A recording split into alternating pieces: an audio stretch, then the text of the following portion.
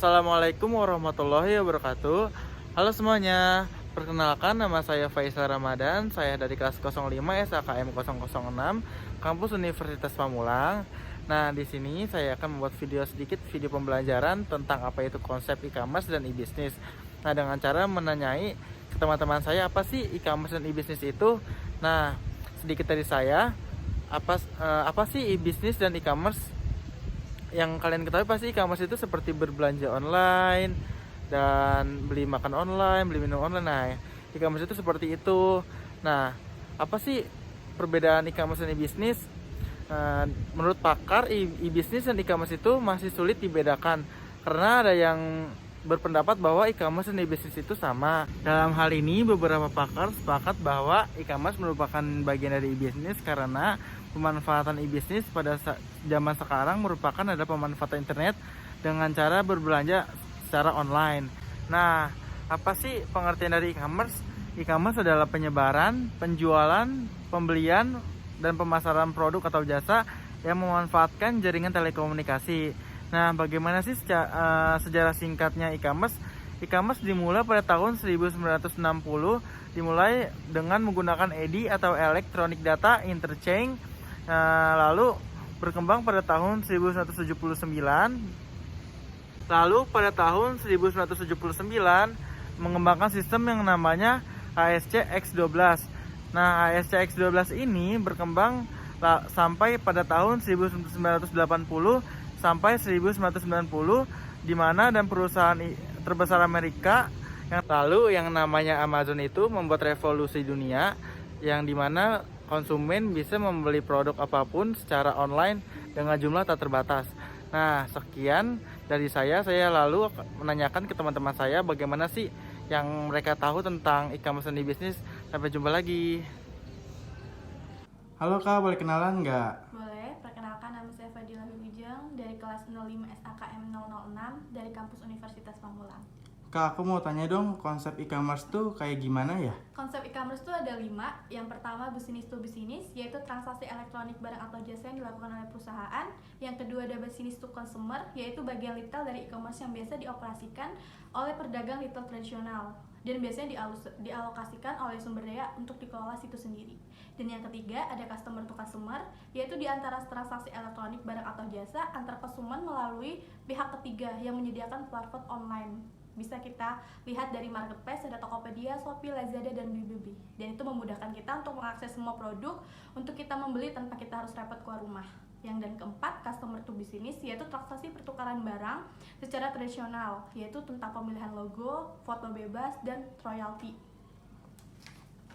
Dan yang terakhir itu ada customer to administration, yaitu transaksi elektronik yang dilakukan antara individu atau administrasi publik. Contohnya konsultasi pajak, konsultasi kesehatan, jam sostek, dan elektronik. Oh gitu ya. Di e-commerce pun ada banyak jenis pembayaran. Yang pertama sistem uang digital atau yang disebut dengan cash, adanya cek elektronik, kredit card, dan funds transfer.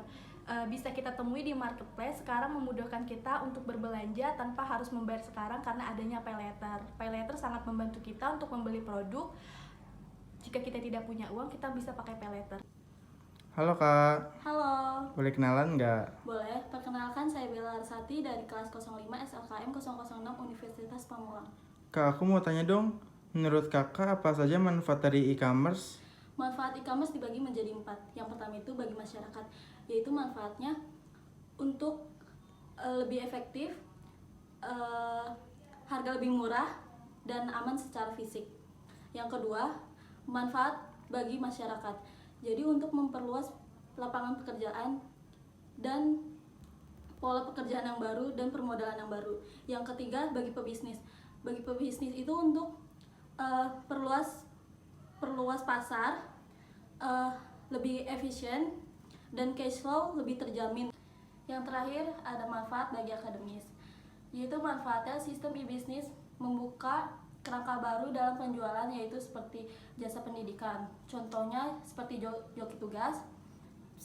Banyak mahasiswa di zaman sekarang banyak yang mengandalkan juga joki tugas tersebut dikarenakan tidak sempatnya waktu. Oh gitu ya Kak. Iya. Oke Kak, terima kasih. Sama-sama. Halo Kak. Iya, halo. Boleh kenalan nggak? Boleh. Iya, perkenalkan dengan saya Yazidul Gia. Saya dari mahasiswa Universitas Pamulang dari kelas 005 SAKM 006. Kak, aku mau tanya dong. Mm-mm. Menurut kakak langkah-langkah e-bisnis itu apa ya? Langkah-langkahnya ya, bisnis ya. Nah, untuk langkah-langkahnya sebenarnya ini biasanya si perusahaan mempublikasikan web tentang produk-produk kepada masyarakat. Itu yang pertama dulu. Nah, yang kemudian yang kedua itu calon pembeli nanti sehingga dapat memilih produk dan mengisi formulir transaksi elektronik dengan mencantumkan nomor kreditnya yang tadi gitu. Nah, yang terakhir biasanya setelah proses pembayaran selesai dilakukan, maka barang akan dikirimkan melalui jasa atau jasa pengiriman barang lainnya seperti itu. Oh gitu ya kak. Kak, contohnya kayak gimana sih? Contohnya, oke, boleh yuk ikutin saya, kita tanya-tanya soal ini. Kak, boleh nanya dong? Pernah belanja ini nggak, belanja online di Shopee gitu? Pernah ya. Caranya gimana, kayak mudah nggak ya sekarang? Karena dari dulu saya belanja langsung ke tokonya, ke soalnya. Kalau belanja online gimana sih kak caranya?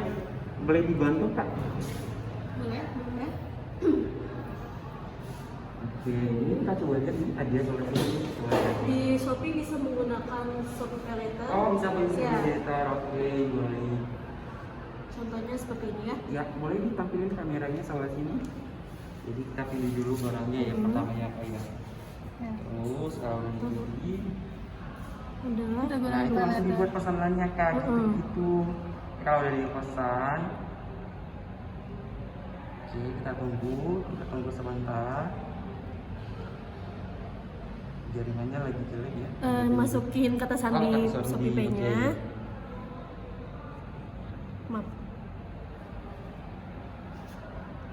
Sudah. Nanti kalau udah segitu udah Iya, selesai. selesai. Berarti nggak nunggu barang doang dong. Iya, benar sekali. Gampang kan? Yuk belanja online. Oh gitu ya. Jadi belanja menggunakan Shopee Pay Later itu bisa dalam jangka waktu sebulan, 3 bulan, 6 bulan, dan 12 bulan ya? Iya. Iya. Oh gitu.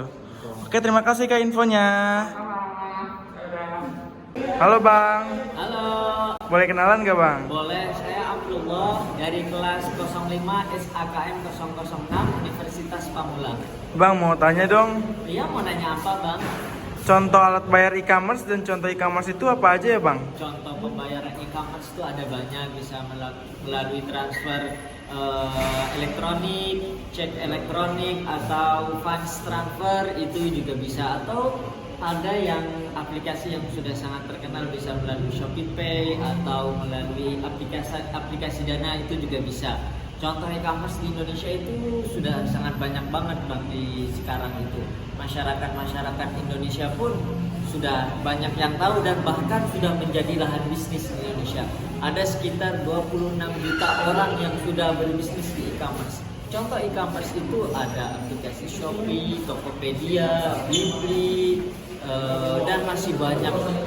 Dan itu sudah menjadi lahan pekerjaan bagi sekitar 26 juta orang di Indonesia.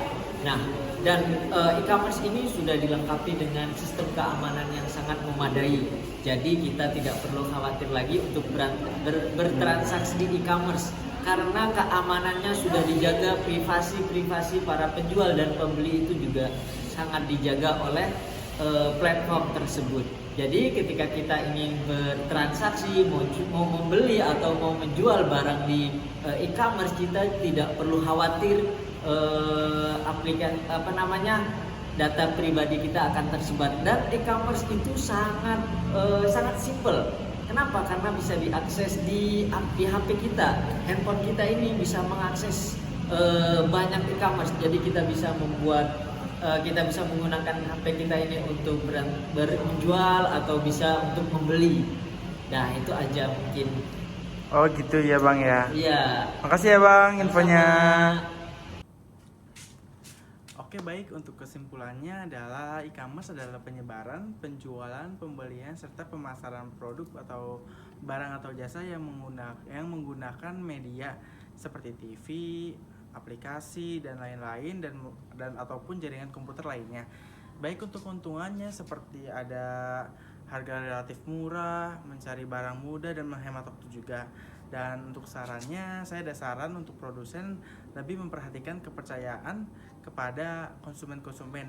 Dan untuk konsumen sarannya seperti lebih waspada terhadap pembelian online ya. Dan kita harus tahu di mana toko yang benar menjualkan barang tersebut atau tidak. Dan untuk pemerintah, saya berharap ada perangkat lunak yang menyediakan sistem untuk para pengguna terkait agar tidak terjadi hal-hal yang tidak diinginkan. Baik, untuk kesekian dari video pembelajaran singkat ini. Apabila ada kurangnya mohon dimaafkan, dan apabila ada saran atau masukan bisa komen di kolom komentar ya. Oke, terima kasih. Assalamualaikum.